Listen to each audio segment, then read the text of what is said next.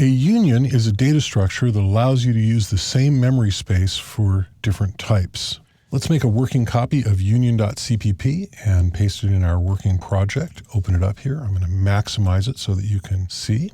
And you'll notice here that we have a structure, except instead of the structure keyword, it uses the union keyword.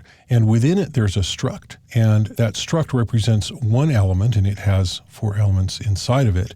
And then there's also an integer. So the union has 2 members. The struct is one of the members of the union, and the struct itself has 4 members. I'm using these type names out of standard int, and the purpose of this is that I want them to be a specific size because of the way that I'm using this union. What I'm using this union for is I want to pack and unpack IP addresses, and an IP address is 32 bits, and it contains 4 8-bit fields, and each one of those fields is a separate number. And so this makes a convenient way for me to use that IP address either as 4 separate objects or as one object.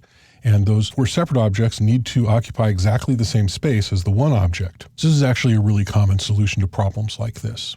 So here I'm declaring a variable of my union. My union is called IPv4. My variable is called adder, and I initialize the bytes field. Now the bytes field is the structure inside the union. So adder.bytes, and I initialize that with the 4 separate components of an IP address. And then I print it out both as the dotted quad notation with the 4 separate fields and as the equivalent integer. So let's go ahead and run this and see how it works. And there we have it. We have the dotted quad version of the IP address 192.168.0.96, and we have the integer. And you'll notice that the integer has the bytes in reverse order, and that's fine. That's actually correct. So unions are often used to conserve space in data structures, reuse space for various purposes that are not needed in the same record. They're also sometimes used for crude polymorphism, as we see here.